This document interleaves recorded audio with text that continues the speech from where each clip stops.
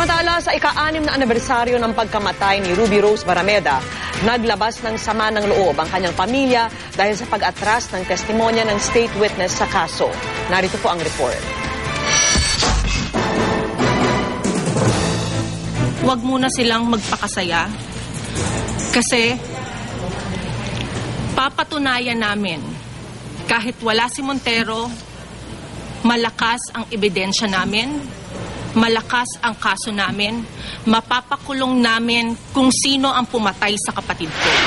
Ito ang emosyonal na pahayag ni Rochelle Barameda sa ika-6 na anibersaryo ng pagkamatay ng kanyang kapatid na si Ruby Rose Barameda Jimenez. Kahapon lang kasi umatras bilang state witness si Manuel Montero na siyang nagturo na sa dagat ng nabotas itinapon ang sinementong drum kung saan isinilid ang labi ni Ruby Rose. Habang binubuksan yung drum, tinetext niya ako, "Wag dyan, baka tamaan ang ulo ni Ruby Rose. Wag dyan, baka tamaan ang likod ni Ruby Rose." Alam na alam niya kung ano ang posisyon ni Ruby Rose sa loob ng drum. Ngayon sasabihin niya, hindi niya kilala ang mga kriminal?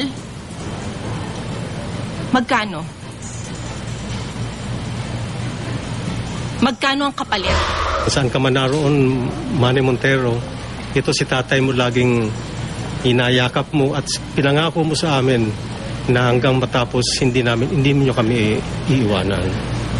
Sana, Montero, kung nandyan ka man o buhay ka pa,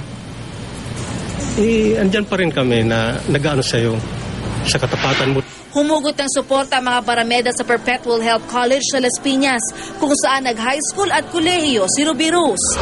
Lalaban po kami hanggang sa huli, hanggang kaya namin, hanggang malakas kami. Tulungan niyo lang po kami ng mga dasal ninyo, nabigyan kami ng strength, ng patience, at makanta namin ang hustisya. Sinisisi naman ng Volunteers Against Crime and Corruption ang sistema ng hustisya sa bansa. We gave space to corruption, possible corruption. We gave space to this changing of minds ng witness. Nagbigay tayo ng puwang para mapasukan ng demonyo ito pong kasong ito. Kahapon ay isinapubliko sa media ang bagong pahayag ni Montero na bumabawi at pinapasinungalingan ang nauna niyang sinumpaang salaysay sa kaso. Kung matatandaan, idiniin niya noon ang pamilya ng asawa ni Ruby Rose na nasa likod ng pagpatay, bagamat biyanan lang at tiyuhin ng asawa ng biktima ang nakasuhan. Hindi raw muna magsasalita sa ngayon ang pamilya Jimenez, bagamat dati na nilang itinanggi ang mga akusasyon. Para sa saksi, Lala Roque, nag-uulat.